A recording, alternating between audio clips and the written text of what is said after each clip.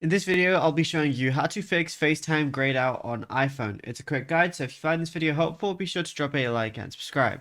Now, when FaceTime is grayed out in your iPhone settings, it means the application has been locked out by your system's content restrictions, a hung cellular account token, or an internal device profile block. And you can restore the FaceTime layout toggle and get it working in under 60 seconds. So what you want to do is unblock FaceTime from screen time restrictions, because that's usually what's going to be happening. All you want to do is go over to your settings application, then go ahead and find screen time, which is going to be towards the bottom. Now, once you're in screen time, go ahead and scroll down again and select content and privacy restrictions. Now tap on allowed apps and features.